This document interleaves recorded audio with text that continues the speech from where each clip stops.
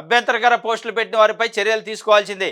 ఎదుటివారిని అపఖ్యాతి పాల్చేసి కిరాయి మొక్కలపై కఠినంగా ఉండాలి. చట్ట ప్రకారం నేరమైనా దాన్ని సోషల్ మీడియాలో చేసిన నేరమే. విజయబాబు వ్యాజ్యం దాఖలు వెనక రాజకీయ దురుద్దేశం ఉంది. హైకోర్టు కీలక తీర్పు. 50,000 ఖర్చులు చెల్లించాలని విజయబాబుకు ఆదేశం.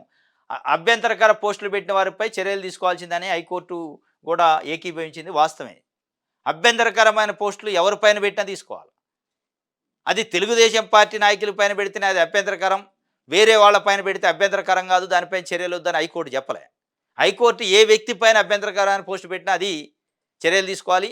సోకాళ్ళు సోషల్ మీడియానే కాకుండా ఇవాళ ఈనాడు, ఆంధ్రజ్యోతి లాంటి పేపర్లు అభ్యంతరకరమైన వార్తలు రాసి ఫేక్ అసత్య ప్రచారంతో కొంతమంది వ్యక్తుల పైన విష ప్రచారం చేస్తే అది కూడా చర్యలు తీసుకోవచ్చు.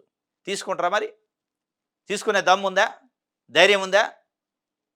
అంటే సోకాళ్ళు మేమే జర్నలిస్టులు, మాదే పత్రిక, మేము తప్ప ఇక పత్రిక లేదు, మేమే విలువలు పాటిస్తామని చెప్పే ఈనాడు, ఆంధ్రజ్యోతి లాంటి పేపర్లు అసత్యాలు ప్రచారం చేయడంలో ముందున్నాయి అనేది ఇవాళ ప్రజలు మాట్లాడుకున్నారు.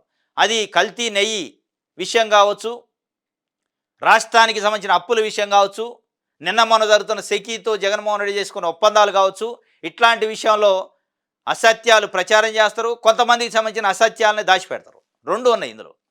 వాళ్ళకి నచ్చిన వ్యక్తులు చేసిన, రాష్ట్రానికి చేసిన నష్టాల గురించి దాచిపెడతారు. వాళ్ళకి నచ్చని వ్యక్తులు చేసిన లాభాన్ని నష్టంగా చిత్రీకరించే ప్రయత్నం చేస్తారు.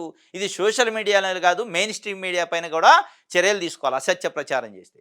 ఇది ప్రజలు కోరుకుంటున్నారు.